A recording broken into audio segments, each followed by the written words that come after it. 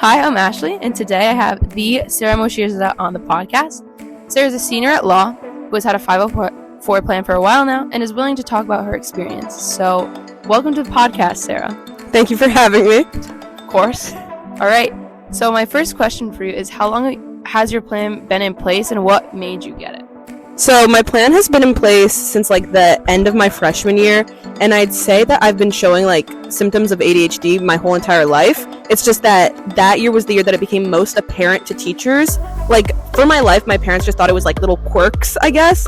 So it was kind of never really that noticeable, and it kind of just was brushed over. But then I'd say freshman year, it was hybrid learning, so we were online. So during a lesson, I would kind of just get up and start walking around my house without even realizing that I'm doing that. It's just kind of I needed to get out of my seat and go somewhere. So I would start missing a lot of the information that was taught, or I couldn't really focus on it. So my grades started to drop. So then we just decided to meet up, and we realized what the basis of the problem was. So would you say do you think without if COVID had never happened and we hadn't been hybrid, do you think you still would have recognized this or even gotten one in the future? I mean, honestly, that's hard to say, because I still feel I might have been able to recognize it, only because throughout my life, my dad was kind of helping me with my studies as well. So if I happened to miss something in class, my dad was able to go over it after. On Sundays, we would kind of go over everything together.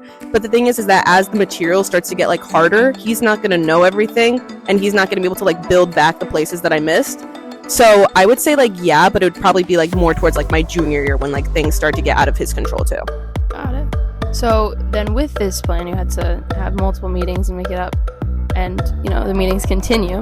So how familiar are you with what's in it at the moment, and how has that changed throughout this entire course? Honestly, I still wouldn't say I'm super familiar with what's in it. It's kind of talked over, and then I wouldn't say I have that much decision in the making of it. It's kind of what they think would be best. I'd say they ask for my opinion, but when you don't know what is on a 504 plan, or what you can have on it, you kind of just don't know what to say. So it's yeah, that seems good. It's kind of I'll let you take the reins, because I don't know what's best. Yeah. Mm-hmm. And do you wish you had something like that? Do you think you'd know relatively what you want or what you can have? If I knew what I could have, if I knew what's reasonable, yeah, I think that'd be better, because I don't want to ask for something outlandish. Yeah. No, totally, I get that. I think that's the biggest, is that the biggest challenge you find with it? Or I think so. Yeah. Okay. So then I'm gonna ask, how aware, since you said that you weren't really aware with what's in it, and it could be difficult to share with schools and teachers, because it's up to you, right? You're the one in the building all day. How aware do you feel that the teachers are with your plans? Can you tell me about that experience? 10 times worse than I am. I feel some of them I know on Power School they'll go on do an attendance, and I have a little alert next to my name, and I know for a fact that that's for my 504 plan, but I have a feeling that my teachers just don't feel checking it, or I don't know what's up. But I even had a teacher where I didn't finish the test in the allotted time, so I went up to him and I said I knew for a fact that at this point in my 504 career, I knew for a fact that I got time and a half. And I went to him and I said, hey, I didn't finish the test. I need to utilize my extra time. And he looks up at me and he goes, I'm just giving you what, it was for an AP class. He goes, I'm just giving you what College Board's going to give you. So I tried explaining to him College Board also gives me that time and a half thing. And he kind of just shut it down, and he sent me out of the room. And I was okay, thanks for nothing, I guess. And I tried letting that slide off, but then later that day I ended up breaking down. I was I genuinely didn't finish the test. It was, half of it was blank. So he ended up being talked to by another teacher. Another teacher had to go to him because he wouldn't take what I was saying seriously, and she was you have to give her extra time. So there it is. That'll do it. Basically, that'll do it. Do you think that, I know we talked about having IEP&Me, and that's kind of where I'm doing my internship. Do you think having that platform would have helped in this situation in terms of self-advocacy? If you knew exactly what it is and you could show them word for word? Yeah, 100%, because I feel if I had also just something else show him and be hey, I do actually get this, it would have been a lot easier. I would have been able more confident, I guess, and actually not leave the room when he told me to. I feel I could have stayed and been no, I get that. I feel that could have helped with your other, what you said, the biggest challenges, having that like in the simplified version that it is on the software, having like each section and stuff like that. Food for thought. All right, so then kind of steering away from, you know, the actual language and kind of what's in it and what it entails, the stigma. Like, I know there's a bunch of people who won't even know what a like IEP 504 plan is. Like, they'll say I'm like saying random letters. Do you think that there is a stigma around this topic? Yeah, I would say so, because I personally, like, I've never had many instances where I'll go and tell the teacher that I need to finish my test just because I don't like talking about it with them.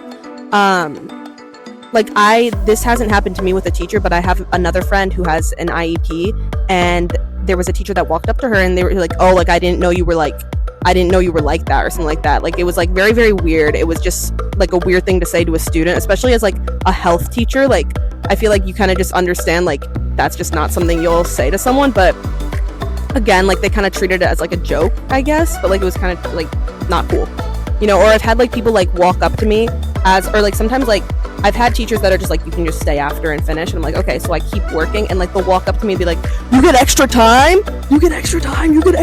like, okay, yeah, because it's like normal for you, like that's the allotted time. Yeah.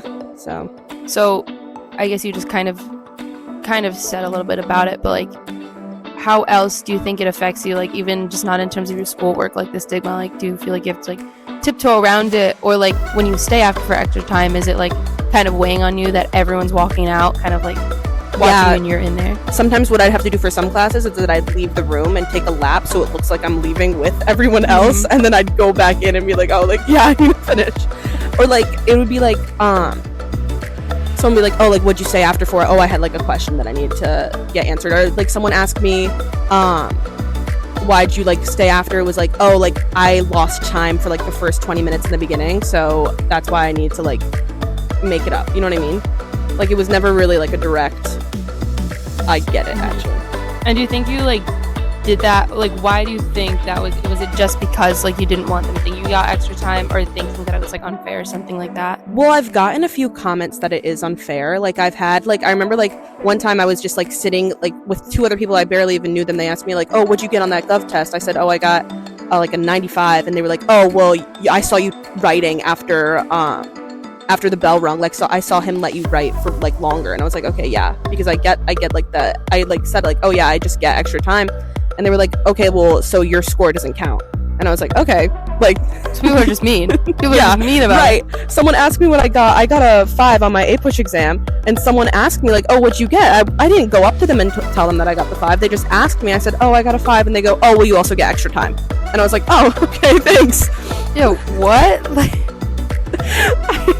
and that's so, like, for me it's just shocking because I don't experience this. Like, I don't have one of those, so it's like I know a lot of people that do, so it's like kind of just like it is what it is for me. Like, I don't pay much attention to it, but it's interesting how people like not surrounded by it and don't know about it. Like, and I really have no clue what it is. I feel like a lot of people who have like a 504 IEP are also like embarrassed by it, because one time I was in like an extended time SAT room, and a lot of people didn't want to use their extended time because like they wanted to get out early. So like they would be like, I'm not stupid, like I don't need this extra time, like I don't need it, like I'm not stupid. Like, they kept like saying like stuff like that, and I was like, wait, I need the extra time though. Like, I need, it doesn't make you stupid. Yeah, but like they I think they were just trying so hard to like be like, no, like I don't need that, like, you know what I mean? Like, they were trying to like get around it. They were trying to like make it seem like they don't need it because it's so stigmatized. Like, no one wants to talk about it. So I guess like this is going to be kind of a tough question, but like, what solutions could you propose to like address this? Like, I know it's based on kind of other people's like I guess thoughts around it and just not having that knowledge. What do you think could help? I feel like maybe just even more like I feel like it's a harder problem to solve in high school, because I know in like elementary school they're like super like hush hush about it and stuff like that, so you don't really ever like know. But like for high school, like everyone just kind of has like that nosiness in them that they want to know, like and also like there's like a lot of competitiveness. So I feel like we need to like break those things and then start to get to like the basis of the problem, because obviously like if someone else who doesn't need extra time just like happens to not finish a test, they're gonna look at someone who gets extra time and be like, oh, like now you got an advantage. So I feel like we just kind of have to like either like kind of like maybe talk about it more, or like just do like something, just kind of like not create such like a big difference between the two groups. Like I had one teacher, like she was trying to be helpful, but like obviously like it was just kind of creating like a like, why is she doing that? Like people wanted to know more. She would like put the tests as she collected them all one way, and then like certain people's, like me and like other kids who had extra time, she would put them sideways so you could see our test like sticking out, our names, and people would be like, why is that? Like why is she put your test like that? So like I feel like maybe if we just kind of like all chilled a little bit, like I feel like we'd be all set. Yeah. And you just mentioned at the beginning, I thought it was interesting that you mentioned in elementary school it's very hush hush. Do you think that's like, do you think elementary kids would be able to understand like the magnitude of what it is, or like to what extent should we be, you know, involving these kids in the process? Because for most people, I don't know most, but like for a lot of people it starts really young, or like there might be something that parents notice that they have to go to the teachers about and like kind of decide that they want to get with these plans. Do you think like involving them in the process could help, or is it just like more hurtful because they're elementary students? I don't know if it would really make a difference, because like maybe I would know if I had gotten diagnosed later, but the thing is that with me it was only ever just like the word was only ever like thrown around, kind of. It was just like, oh, like they would just mention it and then we'd like slide right past it, so it never really had much of an effect on me or anything that I do. But I feel like maybe introducing it, like kind of like telling them about it and like including it, would just kind of make them more confident in their own plan, so that by the time they're in high school they kind of know the ropes. And then, and this is another thing that I was thinking, like it has multiple levels, right? You're in elementary school, like knowing the ropes, getting up to high school, and then bringing it to college. You, my friend, are going to Northeastern University this fall, which is incredible. You're so amazing. Wow, thank you. Have you thought about like how you're going to inform like your professors about your 504 plan? Are you planning on bringing that into university? Wow, I have a meeting tomorrow about bringing my plan into college. So honestly, like nobody's really said anything to me yet, and like I tried emailing my counselor and being like, hey, like what do I have to do, because I do in fact need the time. And she's like, okay, yeah, we have a meeting in like May. Like I emailed her like what, February, and she was like, yep, we'll have a meeting in May. And I'm like, okay, thank you, that really helps. And like the thing that I hate the most about these meetings is that it's like people I've never like spoken to are just sitting in there, and it's like I feel like I'm being like observed, and like it'll be like vice principals who never interacted with me be like, oh, she's a great student, yep. And it's like, okay, thanks, I appreciate the compliment, but we don't interact ever. Like, or it'll be like a random teacher that I just don't want to see like talking about my 504 plan. Like it'll be like irrelevant ones, or I've had teachers that don't even show. Like we're supposed to have a teacher at the meeting and they like forget, or like they don't come, and it's like, oh, do they continue the meeting, or do you have to wait for a we teacher? Continue the meeting, and they're like, oh yeah, it would have been nice to have this teacher. But usually like they don't even make a difference, because it's usually teachers that don't know me, you know, like it's like a teacher that I have but like don't interact with, or like I try to minimize the interactions with them. Do you know how they pick the teachers? No clue. You have no clue how they pick the Not teachers? a single clue in the world. Who sit in on your meeting? I just see them in the Google email like invite, and I'm like, whoa. Oh my god. How often are these? Are they every month? Every year. Every year. Yeah. Okay. Does it change? Like The teacher, it's like a teacher that I have like that year. Okay. So it could be like a quarter year teacher who's sitting in on the meeting? I think so. Like that hasn't happened. Thankfully, that hasn't happened to me. But it'll just be like the most random teacher. Like subject. What's the most random subject a teacher has been pulled from? I'm very intrigued. Human anatomy and physiology. Also, like he was just so like a very out of touch teacher. So I was very, very confused why he was there, because he wasn't even in class half the time. So it was like, you don't know any of your students. And correct me if I'm wrong, you took human anatomy freshman year. Sophomore year. So we were still kind of in. Was it the first? Yeah, it was like my first, because I had gotten it at the end of my freshman year. So it was like my first like real like 504 like renewal type meeting. So. And it was still like COVID times-ish. Yeah, a little bit. So it's like hard because we're still not really interacting with teachers like in school. Yeah. That's interesting. I didn't know that was a thing. Like you couldn't choose. Like it's you, your parents. Yeah, and like I don't know. I feel like they give parents a little bit too much of say in the whole thing. Like, no offense, but like I don't think that. Like this year, I'm finally able to I understand that they need to have my parents there because I'm under 18. But like this year is like my first year without my parents. But like I feel like even just like putting things in my 504 plan, they needed like approval from my parents and stuff like that. Also, like my teacher was trying to not give me time and a half. Like my counselor was first trying to not give me time and a half, and she was like, "Could you just ask your teacher?" Like I just think she didn't want to do it. I was like, "Hey, I'm not finishing any of my tests. I'm not finishing any of my quizzes. Can I please get time and a half?" And she goes, "Could you try talking to your teachers first to see if they'll just give you the time and a half?" And I'm like, "They won't." Yeah, they're not doing it. And she's like, "Okay, can you just like try again?" And I was like, "What?" And I was like, I also need it for college board tests. Like my SAT score, I would never finish my SAT. Like I would always leave like the last part of questions was always blank. And I was like, I need it for like standardized or like college board like testing. And she was like, "Okay, yeah, we'll figure it out later." And she was like, "We'll figure it out when the time rolls around." And I was like, "Can we just do it now?" Yeah. And then you weren't able to answer that. It'd be your parents who had to like decide that. Yeah. Tell me about that.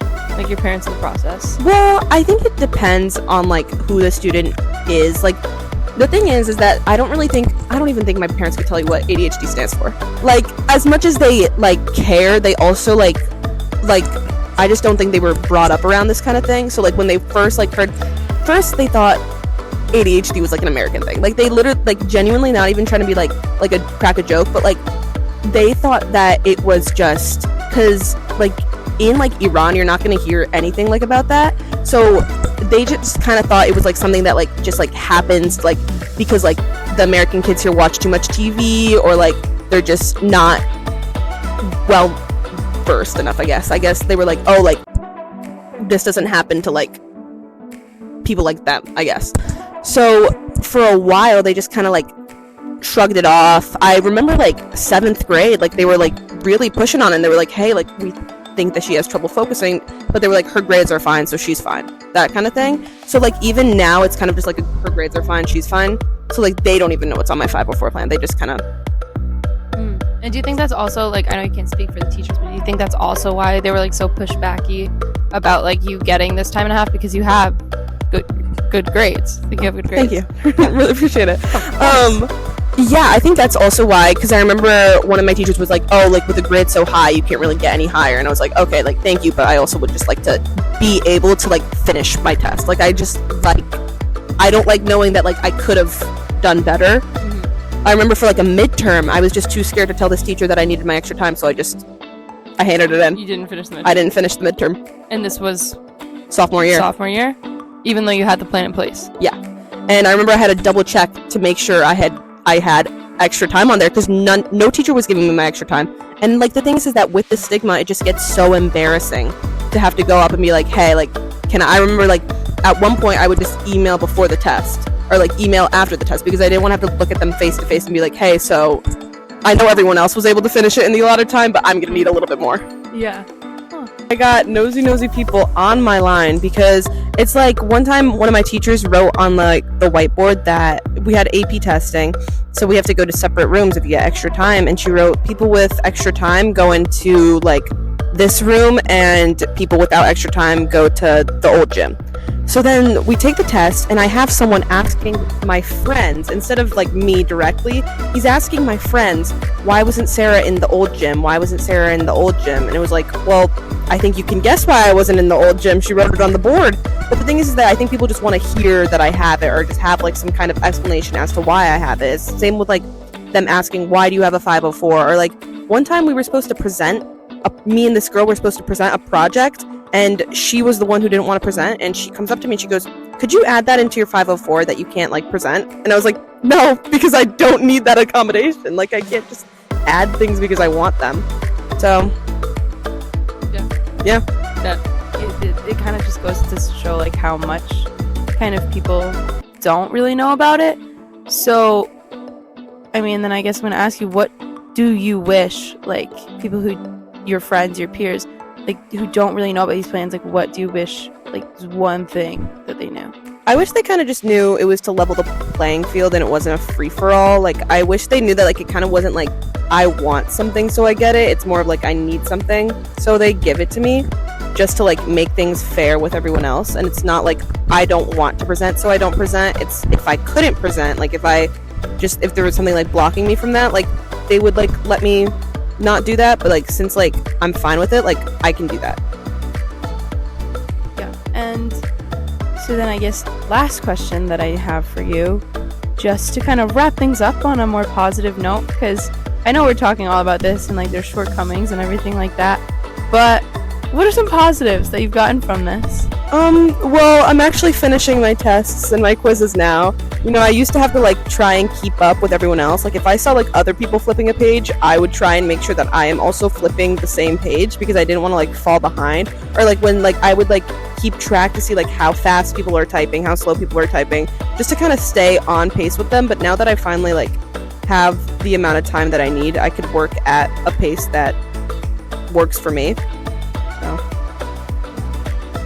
That's great. Thanks. I'm Perfect. super hyped.